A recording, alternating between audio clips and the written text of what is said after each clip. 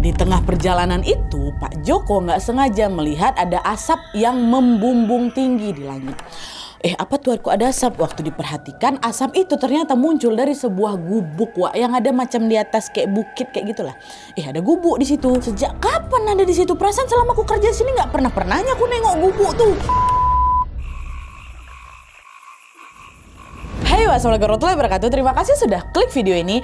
Oke, Wak, ketemu lagi di malam Jumat. Itu artinya aku akan membawakan satu lagi kisah horor Wawa ke kalian semua. Dan hari ini sudah mencapai episode 272. Ya Allah, udah banyak kali koleksi KHW kita ya. Nggak bosan kalian, Wak? Kalau misalnya udah ada yang bosan nih, coba kalian berhenti dulu, istirahat dulu, jangan nonton KHW dulu seminggu 2 minggu lah. Nanti kalau udah kangen, nah baru kalian putar lagi playlist aku ya. Tapi semoga nggak bosan lah kalian ya, Wak, ya. Karena aku dan tim akan selalu berusaha untuk mencarikan kisah-kisah horor yang menarik untuk bisa aku ceritakan di sini. Dan aku mau update. Kemarin itu total KHW yang udah masuk itu ada 52.888 cerita. Sekarang kita baru nyampe di episode 272. Sehari-harinya kalian ngapain, Nadia? Itulah bacain KHW. Bisa terbayang gak, Wak, 50.000 cerita, wah ya Allah. Nah, kalau di minggu kemarin aku sudah bercerita tentang teror mistis dari sosok arwah penasaran yang ada di sebuah rumah bernomor 04, Wak. Kali ini aku akan menceritakan kisah horor tentang pengalaman mistis yang dialami oleh seorang polisi hutan atau polhut pada saat dia ini sedang melakukan tugas di hutan. Nah, pada saat sedang bekerja ini, Wak, Bapak polhut itu tiba-tiba mendapatkan teguran dari seorang kakek-kakek misterius. Nah, usut punya usut, teguran itu tuh ternyata berkaitan dengan sebuah kebijakan atau aturan yang dia berlakukan. Nah, kira-kira apakah peraturan itu? Dan gimana teguran si kakek? Tanpa berlama-lama kita langsung masuk aja ke ceritanya ya. Check it out!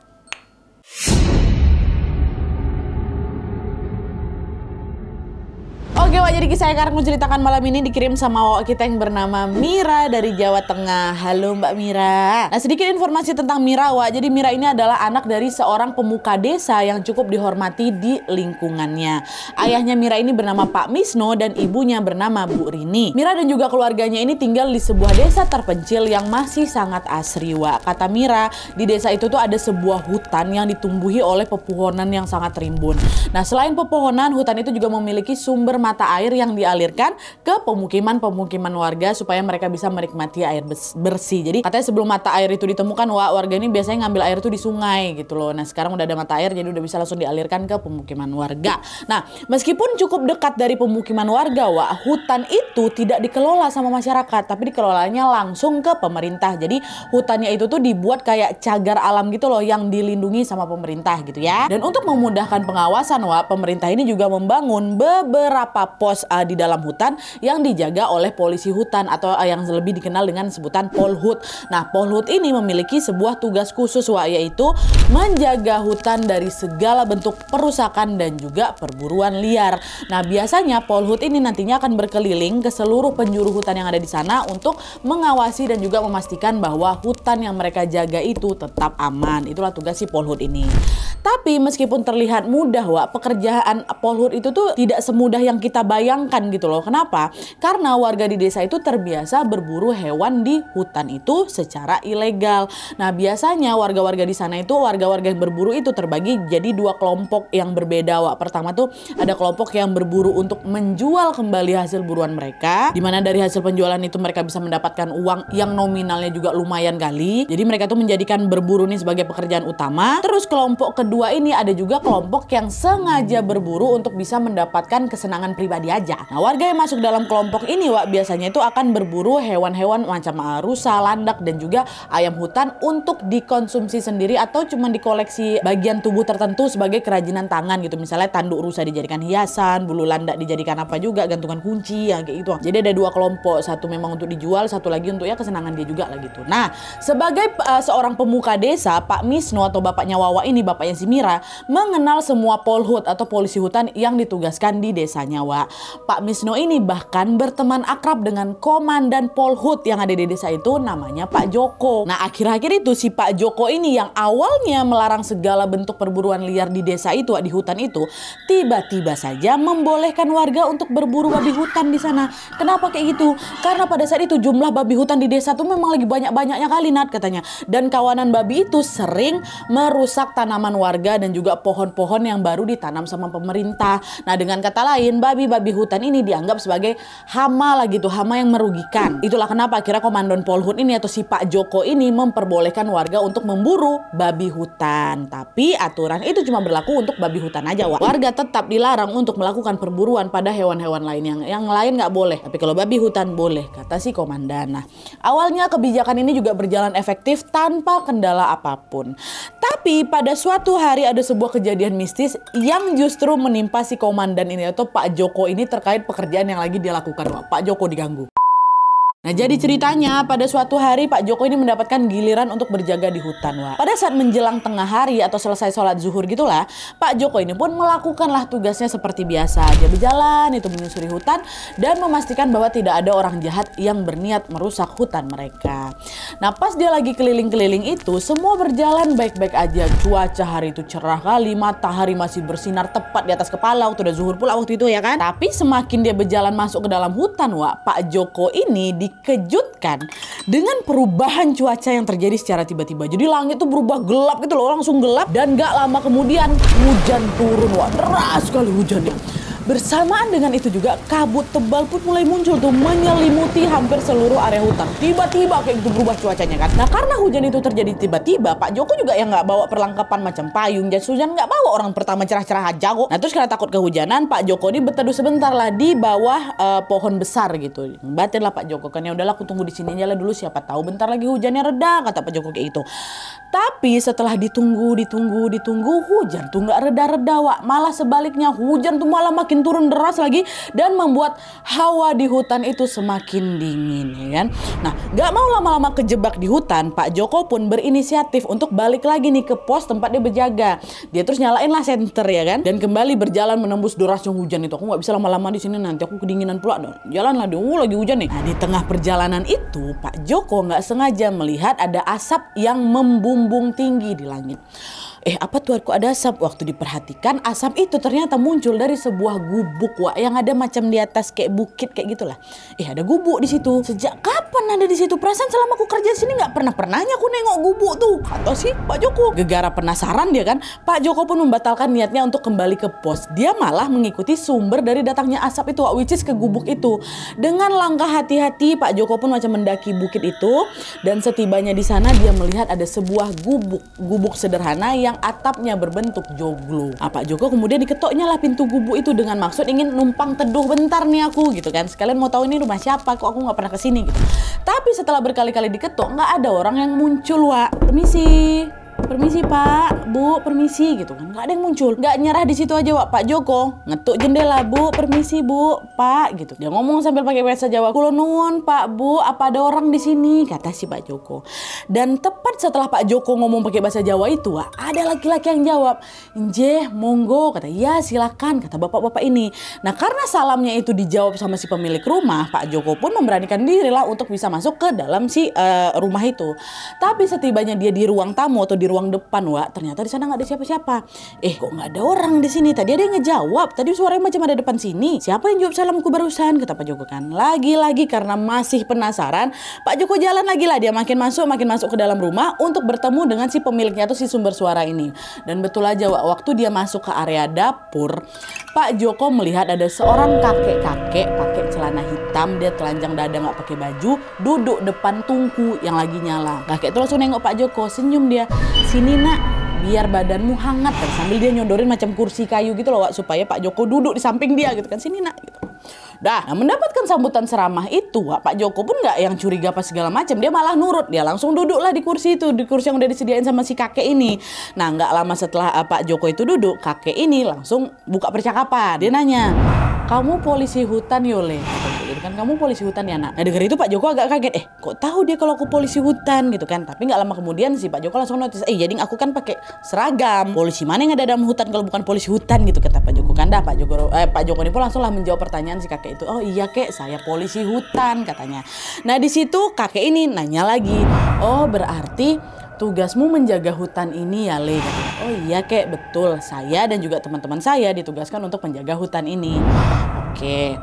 Baik, saya cuma mau pesan, kalau kamu polisi hutan, harusnya kamu betul-betul menjaga semua makhluk yang ada di dalamnya." Nggak cuman tumbuhan-tumbuhan aja, tapi juga hewan-hewannya juga harus kamu jaga. Jangan suka memburu hewan, termasuk babi hutan. Dari yang saya perhatikan, belakangan ini kalian sering memburu babi hutan ya. Itu terus kakek kan, oh iya kayak memang saya sendiri yang ngebolehin warga itu untuk berburu babi hutan. Soalnya babi-babi itu udah jadi hama kek. Mereka jadi suka ngerusak tanaman di sini. Kalau hewan lain nggak kami buru kok, kayak cuman babi hutan aja kata Pak Joko gitu. Gue ngomong sama si kakek itu kan. Nah waktu dengar jawaban itu, entah kenapa si kakek ini langsung marah, Wak.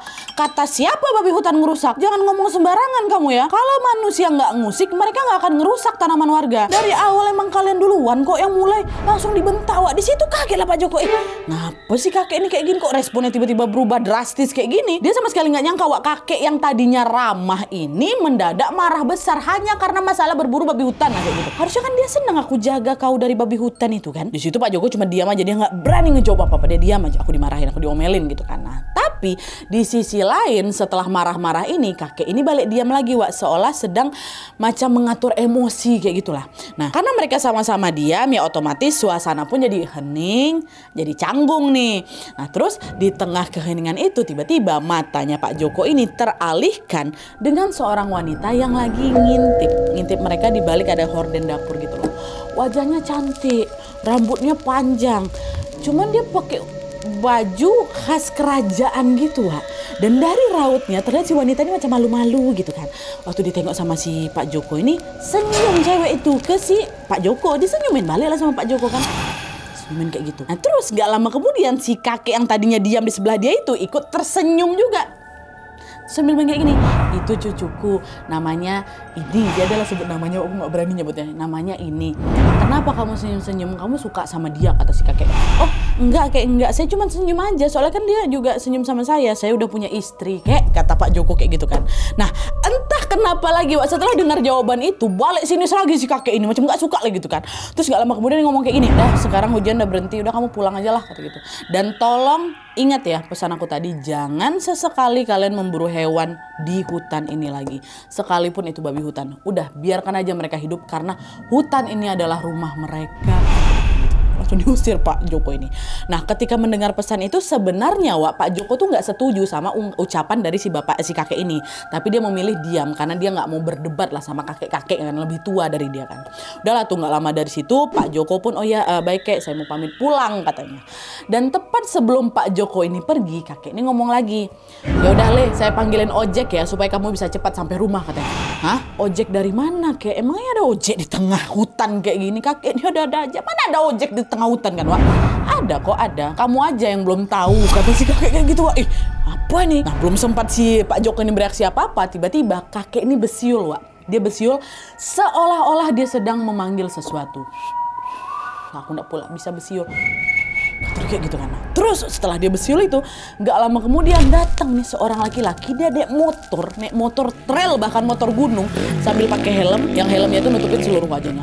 Langsung datang depan rumah si kakek itu. Laki-laki itu langsung ngerem sepeda motornya dan dia berhenti tepat di depan rumah kakek. Waktu disiul itu, aduh merinding dah. Ngeliat itu Pak Joko langsung makin heran lagi. Betul nggak ada ojek di sini? Kok baru ini aku tengok ada ojeknya? Selama ini apa baru ada, pakai gimana? Aku nggak pernah dapat laporan kalau di dalam hutan ada ojek, kata gitu. Dan seolah memahami isi hati dari Pak Joko, Wak, si kakek ini tiba-tiba ngomong lagi, udah kamu nggak usah kaget, mereka dari dulu udah ada di sini kok, katanya. Dan entah kenapa setelah dengar jawaban itu, wah langsung merinding Pak Joko. Aku pun ikut merinding nih. Mereka udah lama di sini, maksud kakek ini apa nih? Tapi meskipun begitu, Wak, Pak Joko ini masih positive thinking dan dia nggak mau berpikir macam-macam. Udahlah, udah nggak ada apa-apa nih. Paling itu cuman perasaan aku aja, kan juga lagi masih gerimis-gerimis kayak gini, makanya aku merinding kayak gitu kan. Terus dah beberapa saat kemudian kakek itu bilang lagi lah sama si pengendara ojek ini, Le, tolong anterin bapak ini pulang ke rumahnya ya, pastikan dia pulang dengan selamat dan jangan sampai dia kenapa-napa, kata si kakek ini ke si tukang ojek itu. Nah denger itu tukang ojek cuman ngangguk aja, Wak, tanpa menjawab sepatah kata apapun. Dia cuma jawab pakai gestur. Nah nggak lama Pak Joko naiklah itu ke atas motor dan kemudian mereka berdua langsung tancap gas meninggalkan si kakek dan dia keluar hutan. Nah di tengah perjalanan, Wak, tiba-tiba hujan turun lagi, turunnya deras tuh. Cuman anehnya si tukang ojek ini sama sekali tidak menawari Pak Joko, Pak kita berteduh dulu apa Pak, atau Pak pakai mantelnya dulu Pak, kayak gitu. Nggak, dia diam aja, Wak. Dan nggak cuma di situ aja, selama perjalanan itu yang tukang ojek ini juga diem aja. Di situ perasaan Pak Joko tiba-tiba nggak enak. Dari awal, dari tadi loh aku naik motor ini, kenapa sih tukang ojek ini diam-diam aja ya? Dia sakit apa kayak gimana nih? Nah akhirnya di situ Pak Joko pun berinisiatif lah buat buka obrolan dulu nih ke si tukang ojek itu. Mas, namanya siapa? Saya baru kali ini loh lihat ada ojek di dalam hutan, kata si Pak Joko. Di situ tukang ojek ini diam, Wak. Dia nggak ada jawab apa-apa, kan dia tetap dia bawa motor ngeng gitu. Nah, ngapa nih nggak dijawab pertanyaan aku nih? Tapi meskipun udah ngerasa janggal di situ, Pak Joko masih menganggap, oh mungkin tukang ojek ini nggak dengar suaraku. Apalagi kan sekarang lagi hujan ya kan, mungkin suaraku ketutup sama suara hujan gitu, kata Pak Joko di dalam hati. Nah, nggak mau terus-menerus overthinking, wah akhirnya di sepanjang perjalanan Pak Joko memutuskan untuk diam tanpa bertanya apa-apa lagi. Dan setelah menempuh kurang lebih setengah jam perjalanan, mereka pun akhirnya keluar dari hutan dan sampai di ujung jalan mau masuk desa, Wak.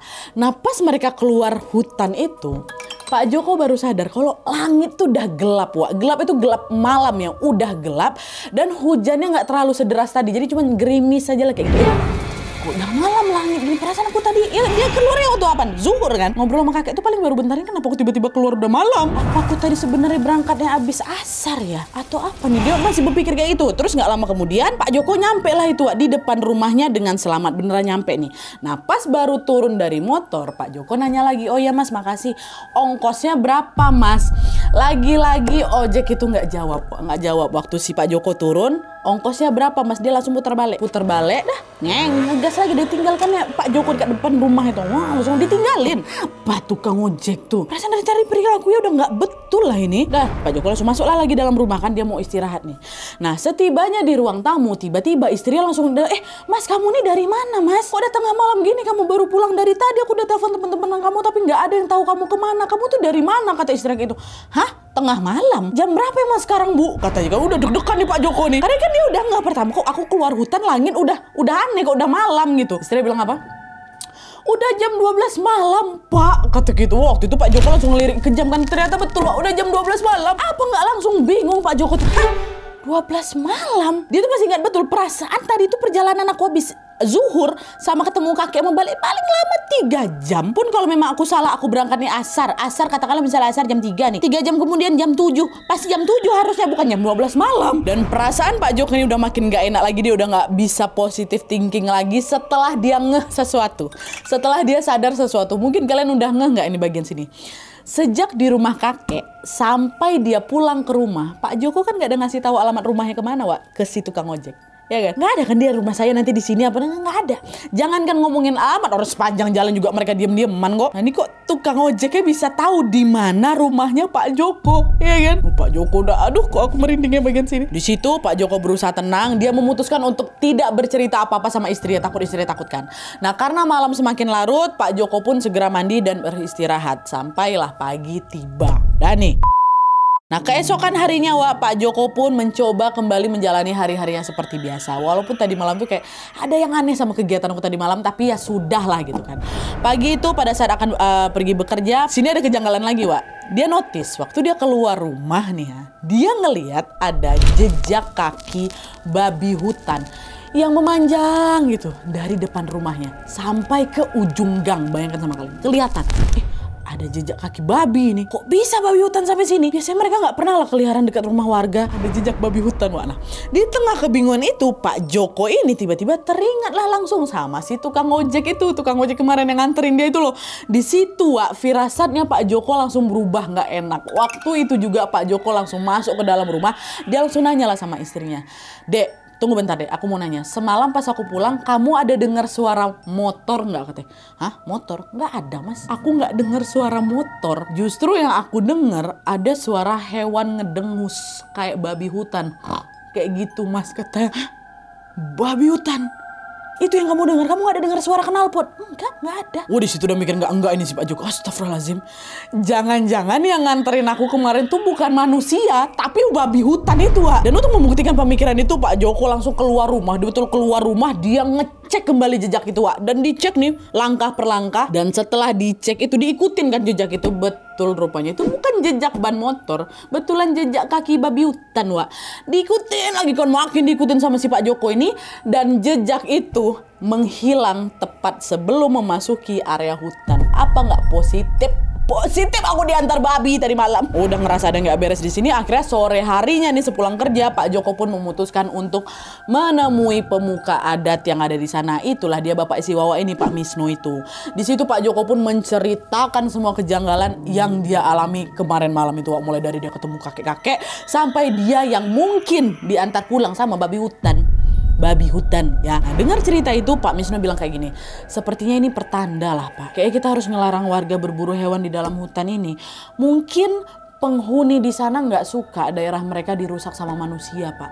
Iya Pak, aku juga mikir kayak gitu, aku setuju Pak. Kemarin kakek itu juga ngomong kayak gitu sama aku, kita nggak boleh lagi berburu liar, kata kayak gitu kan, kata si Pak Joko.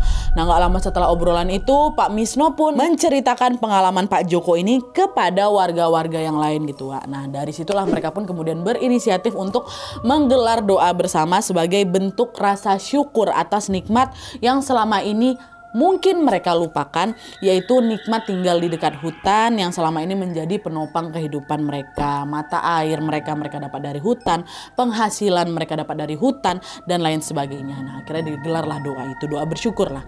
Nah, akhirnya singkat cerita, pada hari yang sudah ditentukan, hampir seluruh warga termasuk tokoh agama dan pemuka adat mengadakan doa bersama di dekat hutan.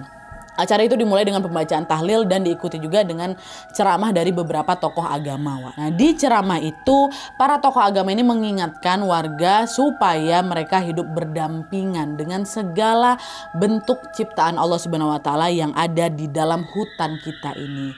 Caranya adalah dengan menghargai tumbuhan, menghargai hewan, dan mungkin juga makhluk gaib yang ada di dalamnya. Manusia sebagai pemimpin di muka bumi ini seharusnya menjaga dan juga merawat alam dengan sebaik-baiknya, bukan malah merusaknya. Itu adalah macam pesan dari pemuka agama yang ada di situ. Dan kalian tahu, ceramah itu rupanya sangat kena di hatinya warga, kata si Mira kayak gitu. Dimana sejak saat itu mereka hampir tidak pernah melakukan perburuan liar kayak dulu lagi, kompak semuanya. Dan sebaliknya, sejak saat itu Polhut dan juga warga di desanya Mira ini saling bekerja sama untuk bisa menjaga hutan itu sebaik-baiknya dari tangan-tangan orang yang tidak bertanggung jawab.